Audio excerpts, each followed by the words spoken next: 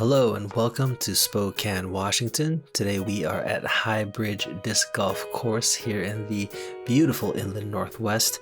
My name is Juan Diego Domine and today we're going to be playing a full round of disc golf, and I'm very excited to be showcasing this course to you. It's really one of my favorites in the area. And taking a look at what's inside my bag, I'll be throwing mainly Innova discs. My go-to discs recently have been my Star Sidewinder and my Star Mamba. I just love how versatile the Star Mamba is, and you're going to be seeing me use it quite often on this course. Starting at hole 1 powered by U-Disc, it is a par 3 267 foot hole. You got trees on the side, straight shot down the pipe with some garden trees guarding the basket, but there are nice and big gaps on them, so they should be easy to get through to. Starting off with my Rock 3. First, I didn't like the placement, but I did not see the roll as I turned my head, so I got in a better position for the birdie.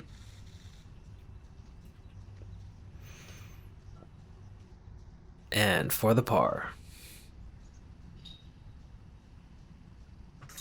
It's a pretty straightforward hole, and you'd like to birdie this one because it's one of the easier holes on the course, but a par is not bad and there's plenty of disc golf to be played.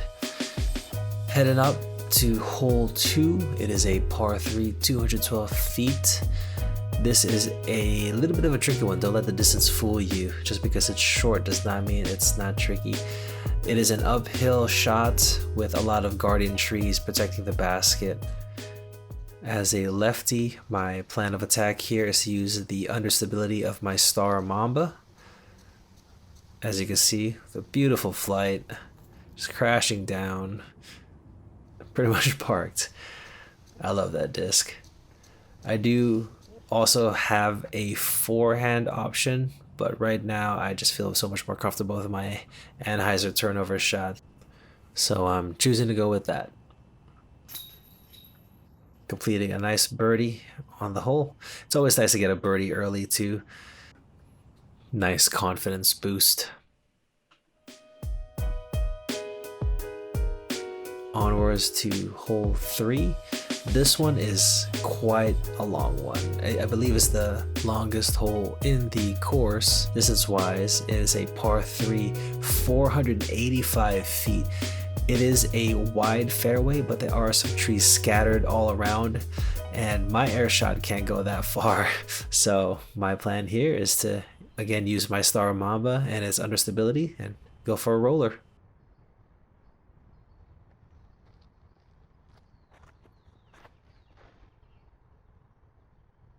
It's always nice to throw rollers every now and then. It's just a good shot to have in your back pocket. You see this little guy just go, go, go. Flipping over past the sprinklers. Luckily, it was not part of my fairway, so it didn't affect my shot. Here we are for birdie. So you can see it's 45. I think this is around 460. But unable to cash in. It's still a good opportunity though. And even though it's 460 on the left side, it's still the better option because on the right hand side, it's a hill that leads back down to one's fairway. Onwards to hole 4. It is a par 3, 348 foot hole. You just pretty much have to go through across the road. It's a straight shot, but you definitely have to use a little bit of flex in order to get there.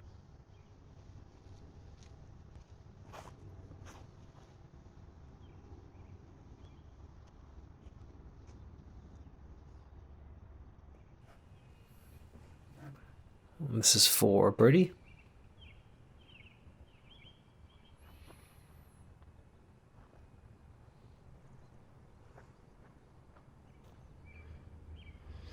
And for par.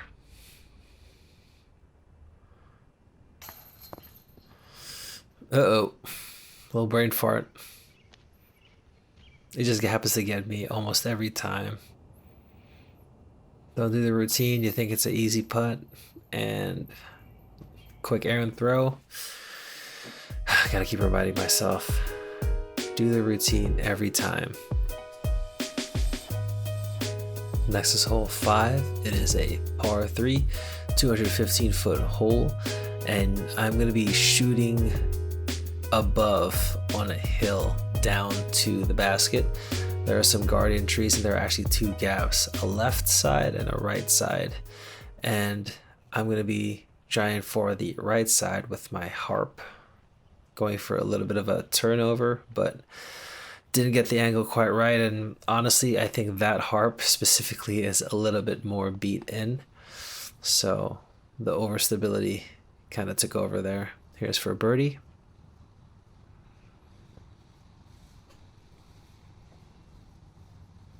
Give it a good bid. It was a little short. Easy par cleanup.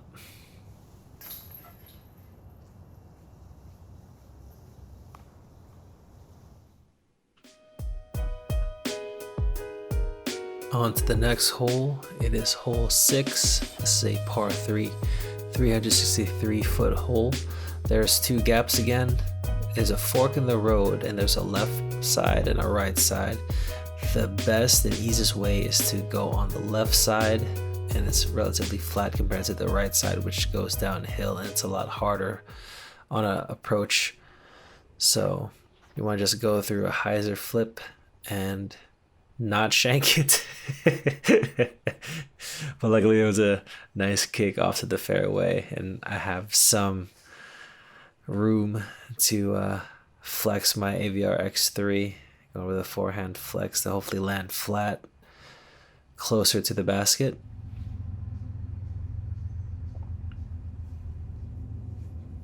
And that's for par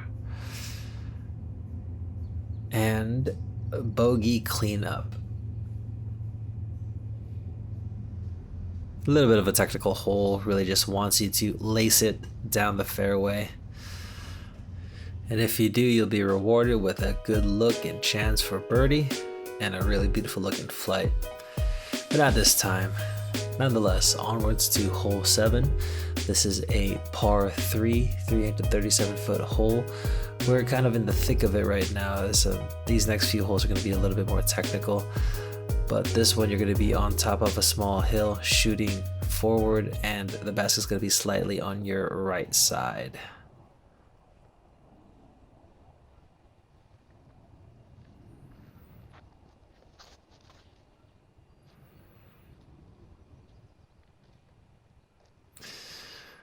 Semi-shanked. I mean, I liked where it was going, but I mean, there are a lot of trees here, making ground to just go for the easy par.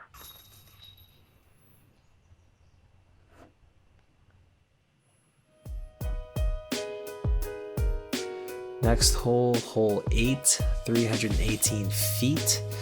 This one is a pretty fun one actually. For a lefty, it's nice because the main line you want to throw is a lefty line. It's going to be on your left hand side, and all I got to do is pretty much a stock hyzer and let the disc do most of the work.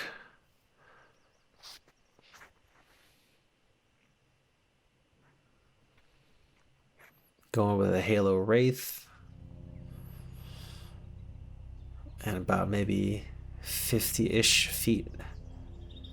That was a little bit of an errant approach, but luckily, natural fate of the disc just made it for an easy par nonetheless.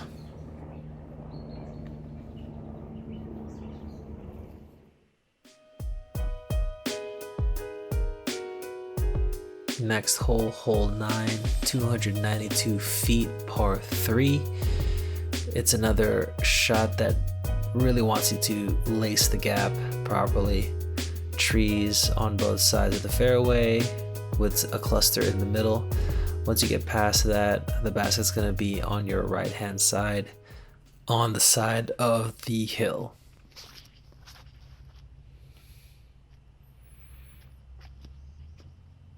That's not a bad line, but it didn't have enough speed, so it's short.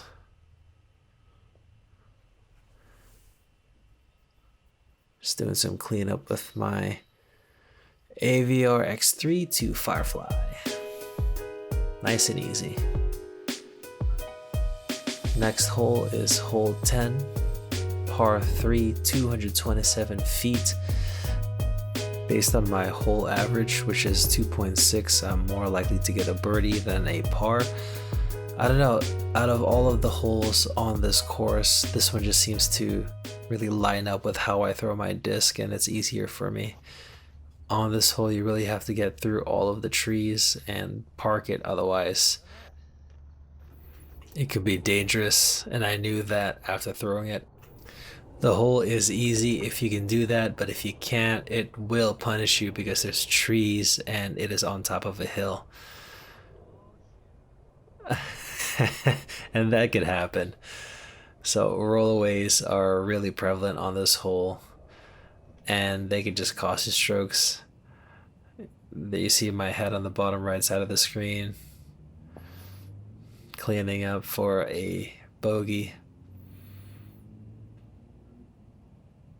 I like it. It's really easy if you can lace it, but it's actually really hard if you don't. This time I didn't. Next hole is hole 11. This is a par 3, 373 foot hole. Starting off to the side of the road. It's a long way down to the basket. There's a slight slope, and the basket's gonna be on your right hand side. You just basically need to throw it down there as far as you can in order to get a chance at the basket.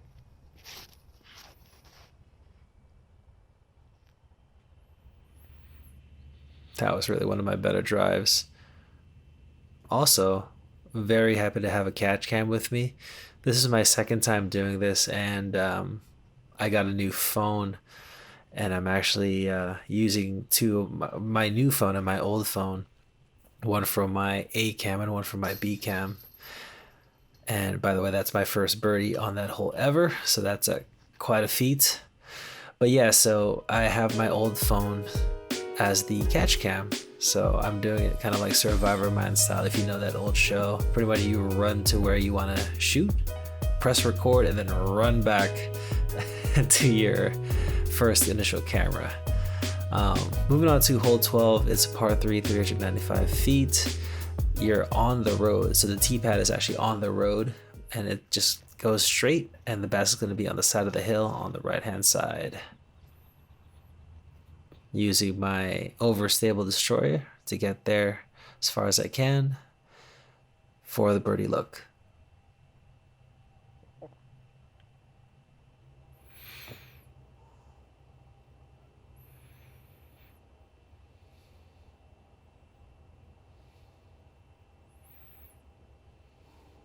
And for a par.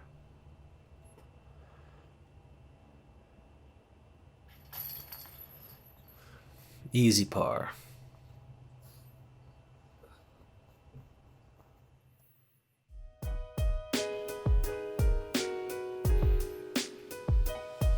And on the next hole, hole 13, this is going to be another par 3, 328 feet, and there is a nice lefty hyzer line for me, backhand.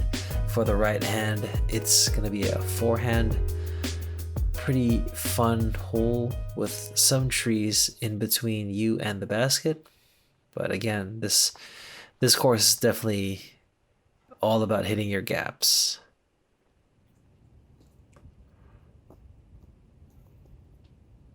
It's looking like another birdie. Thank you, catch cam. About a 20-foot birdie. Able to cash it in. That's another bird.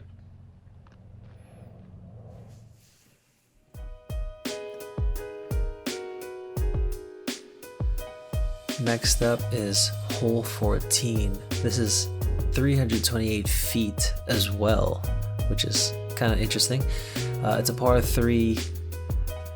This is one of the harder holes for me. You can see by my hole average, 3.9. I really have a hard time getting over this small hill, and lacing this really narrow gap. And this time is no different as well. I've done it a few times, but definitely it's a little bit of a struggle. Lots of trees. So I'm going with a flex line to push forward.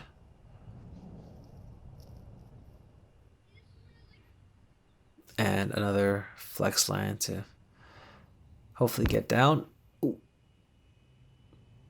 Almost hitting the catch cap.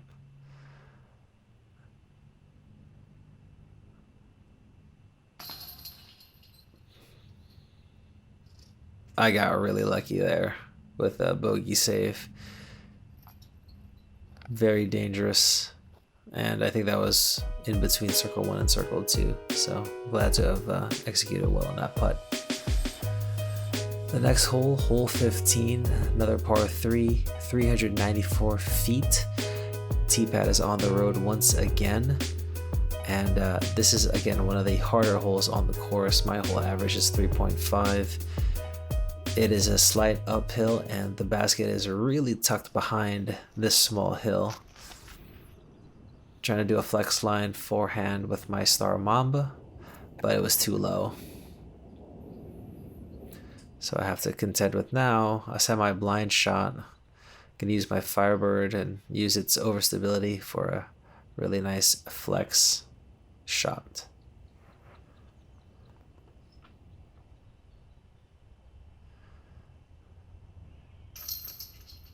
Getting away with a par.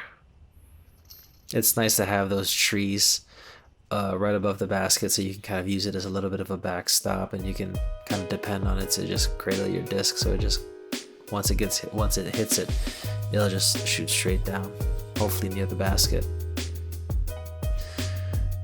The next hole, hole 16. This is a par 3, 271. This is one of the I would say iconic holes of High Bridge, because you're on top of a hill and the basket is down.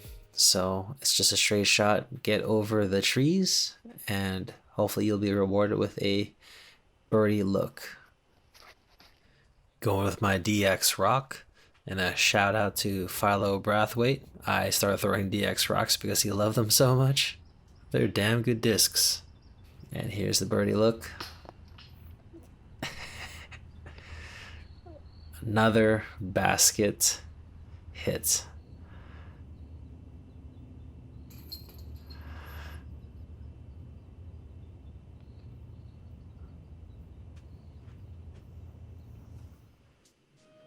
That's where you got to keep your composure, honestly, with when it goes basket hit, or band hit. Keeping your composure is really ideal in those situations, so you just finish strong. Next hole, hole 17, is a par 3, 249 feet. This hole can be trouble if you don't lace the gap. The basket's going to be on the right side, past the trees on the side of a hill.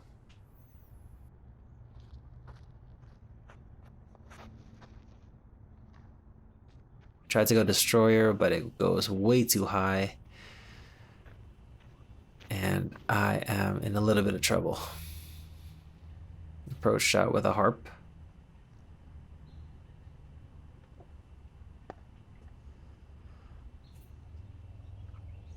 Not a bad approach, but still definitely some work to do for my putt.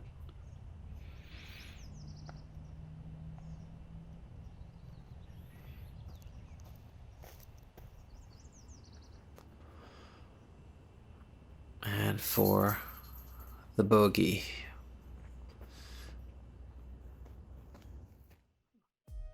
Almost done, and we got one more hole left. It's hole 18. This one is another one of my favorite holes, but I can't figure this out. Trying to go a straight shot is my best bet, but it's a par 3, 206 feet. Bunch of trees down around, and you pretty much have to just, again, hit your gap. There's two lines. There's a left side and a right side. It looks easier than it seems. Choosing to go with that rock, just trying to go straight at it. Coming up a little short. And here's my birdie putt.